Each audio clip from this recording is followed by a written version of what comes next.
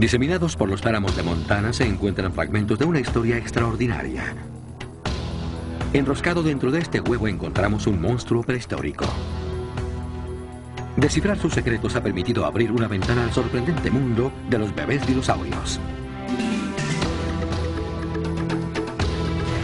En la guardería de dinosaurios, los primeros momentos de vida constituían una lucha sangrienta contra la muerte.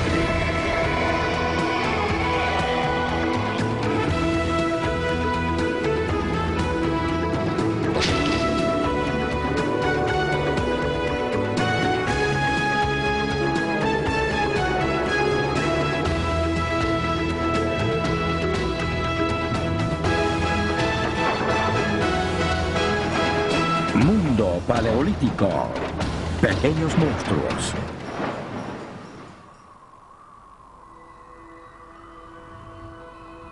A la sombra de las montañas rocosas al oeste de Montana, el ambiente es difícil. Asolada por la última edad de hielo, la tierra ha sido descubierta hasta el lecho rocoso. Pero aquí, en esta tierra desolada, a menos de 160 kilómetros de donde nació, Jack Horner hizo uno de los descubrimientos sobre dinosaurios más sorprendente de todos los tiempos. Jack descubrió su primer fósil cuando tenía 8 años. Pero su vida cambió dramáticamente en 1978 después de una visita rutinaria a un almacén de piedras en el pequeño pueblo de Bynum. Había venido para identificar unos huesos que Marion Brambold, dueño del almacén, tenía para la venta. Jack se dio cuenta inmediatamente de que pertenecían a un anatosaurio adulto, un dócil herbívoro de 6 metros de largo, muy común a lo largo de Montana. Los fósiles no eran nada especial, pero había unos fragmentos pequeños escondidos en una esquina que sí lo eran. Estos también pertenecían a un anatosaurio, pero este era un bebé.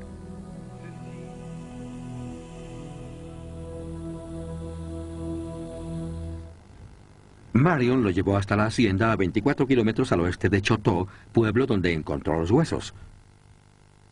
Aquí la erosión ha dejado al descubierto un desierto rocoso que data de aproximadamente 75 millones de años, lo que nos lleva hasta el período Cretácico, cuando Montana era muy diferente.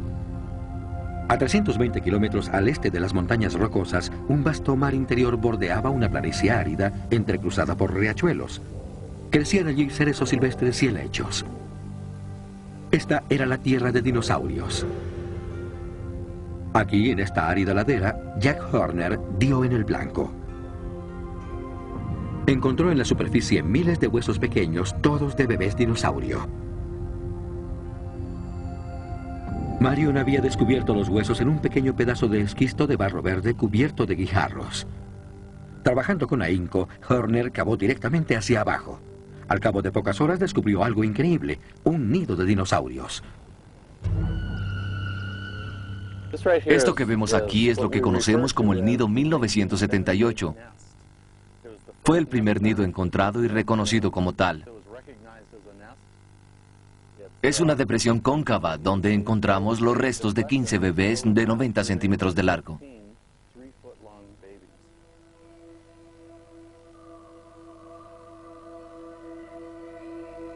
El descubrimiento revolucionó el mundo de los dinosaurios. Antes del descubrimiento de Jack, lo único que sabían los científicos sobre los dinosaurios era que estos eran reptiles y que, como los cocodrilos y las tortugas de hoy en día, debían poner huevos.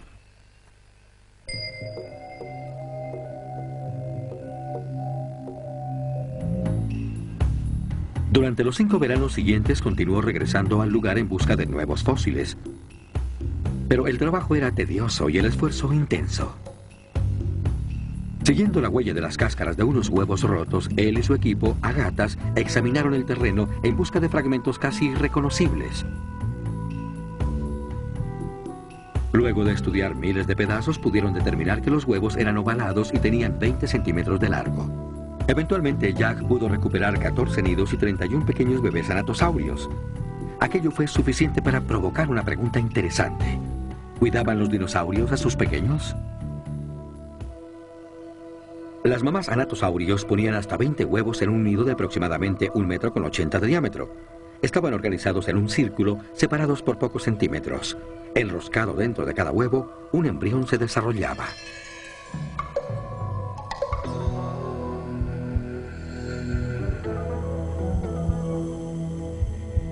Como este embrión de ave, los bebés dinosaurio absorbían el calcio del cascarón para poder formar sus pequeños huesos, mientras que la yema proveía los nutrientes necesarios.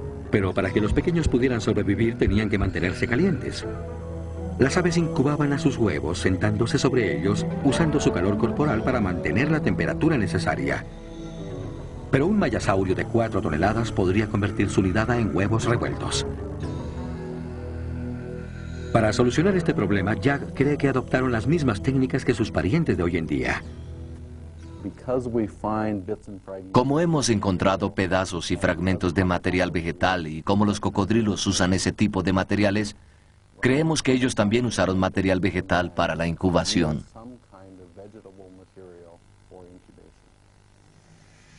Enterrados bajo una cálida capa de vegetación, los bebés crecían sin problema hasta que llegaba la hora de romper el cascarón. El tiempo de la incubación es un misterio, pero usando un computador, Horner ha podido determinar cuán grande era un bebé anatosaurio al momento de nacer. Tomamos el diámetro máximo de los huevos que encontramos. Luego reconstruimos el esqueleto del bebé. Lo colocamos enroscado dentro de una bola y lo introdujimos dentro del huevo. Creo que logramos determinar con mucha exactitud cuán grande era al romper el cascarón. El resultado era un mini monstruo de 45 centímetros de largo, del tamaño de un gato doméstico.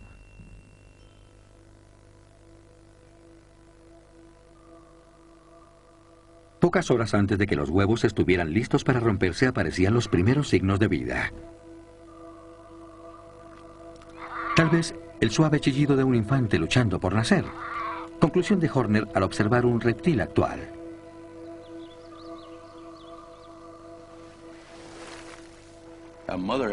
Una madre caimán gira literalmente su cabeza a un lado y pone su oído justo encima del nido para poder escuchar.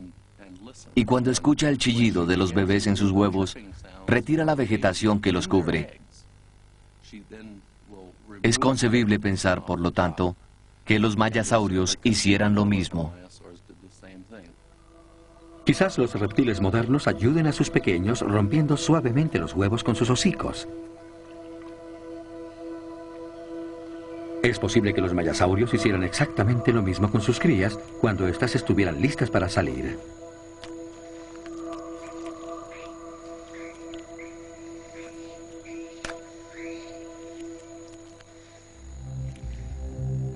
Y cuando las crías lograban salir del huevo, su primera visión era la de un mundo vivo, atestado, ruidoso y violento, en donde se escuchaban los chillidos de los recién nacidos y de los padres, además de los rugidos de los depredadores ávidos de criaturas indefensas.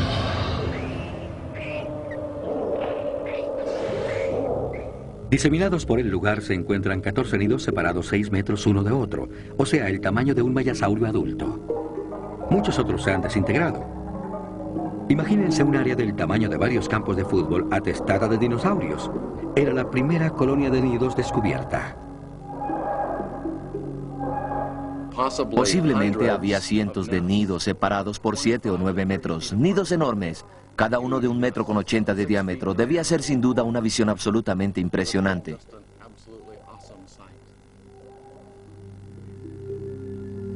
Anidar en colonias es muy común entre las aves. Mientras las madres cazan para conseguir alimentos, otros padres vigilan a los infantes que han sido dejados solos en casa. ¿Recibían protección los dinosaurios pequeños? Fuera del nido, los bebés mayasaurios habrían sido presa fácil para un carnívoro, o podrían haber sido aplastados muy fácilmente por las 4 toneladas de peso de sus padres. Luego de romper el cascarón, los bebés permanecían en el nido hasta alcanzar por lo menos los 90 centímetros de largo, pues al momento de nacer ellos no superaban los 45 centímetros. Granos microscópicos de polen encontrados en las rocas junto a los nidos indican que las madres utilizaban las hojas tiernas de los arbustos para alimentar a sus hijuelos. Hemos encontrado polen y pedazos de ramas, lo que nos hace pensar que eran alimentados con cierta clase de plantas frutales.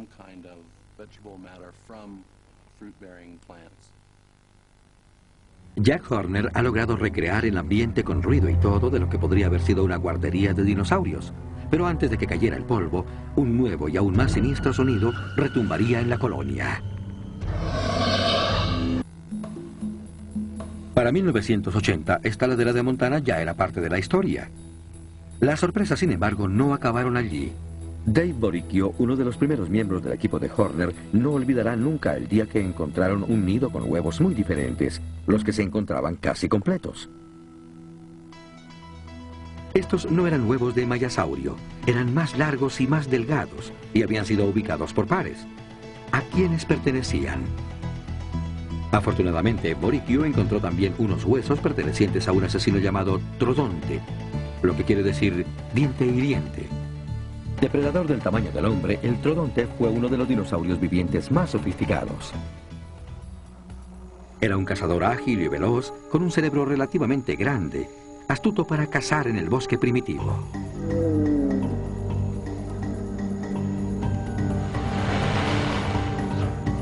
¿Dónde anidar mejor que cerca a la fuente de alimento? A medida que el trabajo progresaba, Dave encontró otros nidos. Al igual que los herbívoros, los carnívoros también se agrupaban en colonias para anidar. El sitio fue bautizado Egg Mountain. Aquí en este sitio encontramos el nido de Trodonte, y aquí en esta área hemos encontrado durante los últimos 10 o 15 años 10 nidos diferentes. Lo que más impresionó a Boricchio fue la colocación de los huevos, pues estos se encontraban ubicados apretadamente uno al lado del otro, lo que sugiere que las madres Trodonte empleaban una técnica diferente cuando armaban el nido. Por la organización tan apretada de los huevos, creemos que el Trodonte adulto incubaba activamente a su nidada sentándose encima de los huevos. Mientras que los mayasaurios cubrían sus nidos como los cocodrilos, los Trodontes se comportaban como las aves. El descubrimiento dio un nuevo giro a la vieja historia. En este nido yacen los huesos de otro oviraptor. Estos fueron encontrados en 1993 por Mark Norrell, cerca al sitio en Mongolia, en donde su predecesor fue encontrado por primera vez 70 años atrás.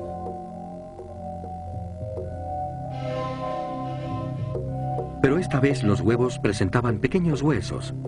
Los análisis realizados demuestran que el oviraptor o ladrón de huevos no estaba hurtando un nido, sino armando el suyo. Esta visión corresponde a la descripción de algo que sucedió 80 millones de años atrás. Es un animal cuidando su nido, del mismo modo que lo haría un ave de hoy día. Este extraordinario fósil capta el patetismo de una madre defendiendo su nido. Sus brazos envuelven a la nidada, protegiéndola de un desastre desconocido a punto de suceder. Los dinosaurios como los oviraptor, ladrones de huevos, y los trodontes eran lo suficientemente pequeños como para incubar sus huevos. Pero, ¿eran ellos padres cuidadosos como los mayasaurios? En su laboratorio, Dave Boricchio examina el interior de un huevo de trodonte para averiguar la respuesta. Algunos contienen restos visibles de sus pequeños ocupantes. Los embriones estaban ya preparándose para la vida en el exterior. En este huevo hemos encontrado básicamente un embrión articulado de un pequeñísimo trodonte que muestra huesos bastante desarrollados. Aquí tenemos un fémur de él. Al igual que los cocodrilos, los pavipollos o los avestruces, este tipo de animales están listos para abandonar el nido al momento de salir del cascarón. El trodonte no solo estaba listo para partir, sino también para matar. Un descubrimiento sensacional en la cáscara protectora nos indicó aquel hecho. Este descubrimiento fue hecho en un pequeño laboratorio en Inglaterra, lejos de Egg Mountain, usando fósiles provenientes del desierto de Gobi, en Mongolia. Desprender un embrión es una tarea complicada y riesgosa. Los huevos son duros y los huesos muy frágiles. Pero Terry Manning encontró el modo de romper los huevos sin dañar su contenido. Dentro de estos recipientes se encuentra su receta secreta: ácido acético. El ácido es preparado de modo que solo disuelve la roca alrededor de los huesos, sin dañar estos últimos. La cantidad de ácido que debe utilizarse es muy importante. Si usamos más de lo debido, podemos disolver demasiado. Hay que utilizar la menor cantidad posible.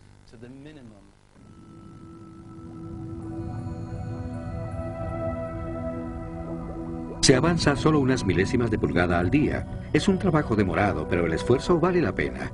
Permite preservar los pequeñísimos huesos mezclados, que fácilmente podrían destruirse. Cuando el embrión estaba vivo, estos permanecían unidos por medio de la piel.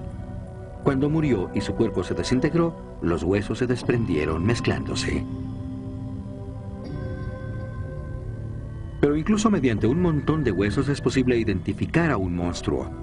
Esta pequeña garra es un elemento determinante. Proviene de un raptor llamado Tericinosaurio que asolaba el desierto de Gobi al mismo tiempo que su primo, el Trodonte, aterrorizaba Egg Mountain.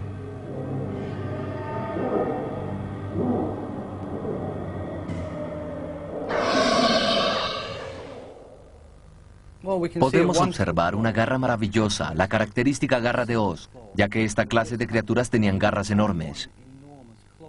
Mientras los bebés Trodonte afilaban sus garras, rechinaban también sus dientes. Estos desarrollaban en total 3 juegos de dientes que iban desde los inofensivos dientes de leche a las letales armas de los comedores de carne. Primero aparecían los dientes de leche que producían una cavidad en la mandíbula. Estos eran reemplazados por un segundo juego, que al caer permitía la salida de un tercer juego perfectamente formado, muy distinto de los primeros y de los segundos, y con los cuales podía alimentarse sin problemas desde el mismo momento en que rompían el cascarón. Con los dientes afilados, los huesos íntegramente formados y sus garras listas, los Trodontes se encontraban listos para romper el cascarón. De regreso a Egg Mountain, una dura batalla por la supervivencia está por comenzar.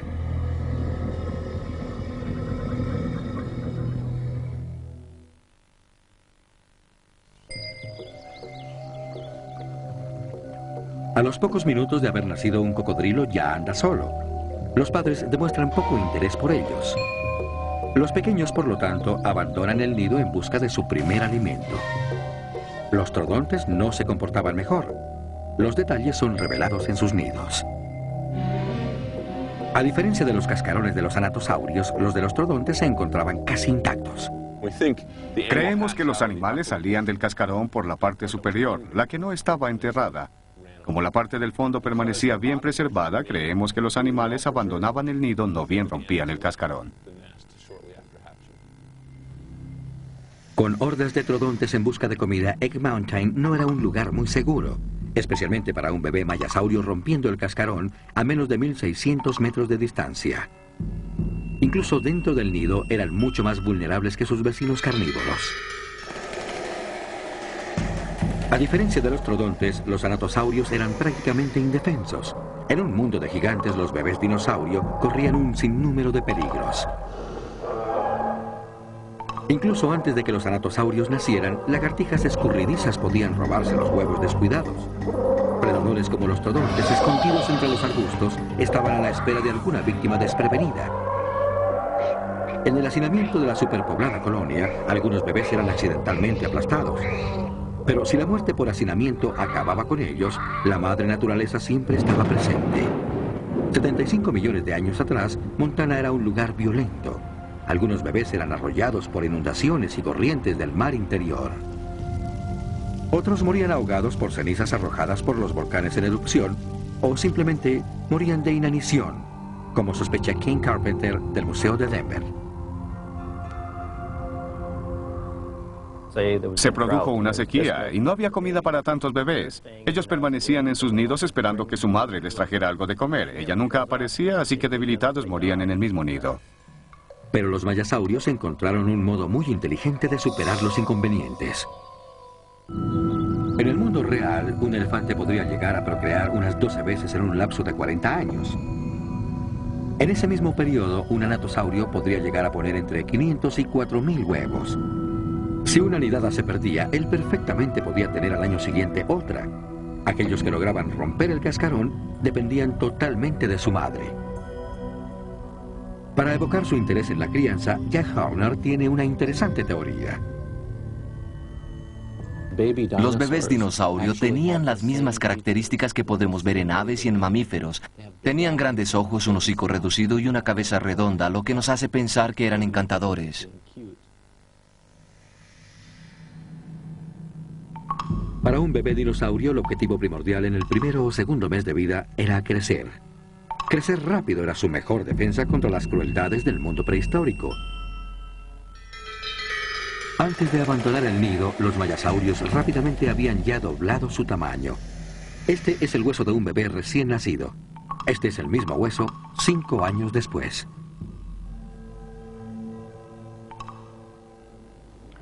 Lo que tengo aquí es el esqueleto de un anatosaurio al momento de nacer. Detrás de mí está el de un adulto. Como verán, la diferencia entre un recién nacido y un adulto es notable.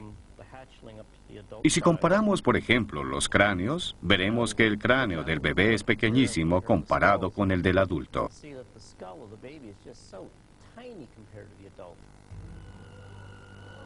Los anatosaurios crecieron más rápidamente que cualquier otro animal conocido hasta hoy. Tenía que ser así, porque al finalizar la temporada de crianza, su madre abandonaba el nido para unirse a una manada que comenzaba una larga migración. Los anatosaurios son los dinosaurios más comunes de Montana. Eran abundantes también en los estados aledaños y en tierras del Canadá. Sus huesos también han sido encontrados en la árida tundra del Ártico. En manadas de hasta 10.000 individuos migraban hacia arriba y abajo de las llanuras costeras, forrajeando. Para los más pequeños, crecer rápidamente era la única esperanza de sobrevivir. Sabemos que los anatosaurios viajaban en manadas muy grandes y que probablemente migraron hacia las costas del mar interno y desde ellas durante todo el período Cretácico. Si de pequeños hubieran crecido a la misma velocidad de un caimán o de un cocodrilo, los más chicos nunca hubieran podido mantener la marcha durante la migración.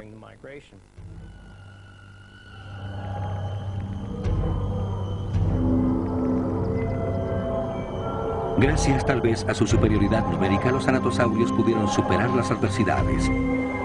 El número de huevos puestos y la protección de las crías permitieron que alcanzaran el éxito.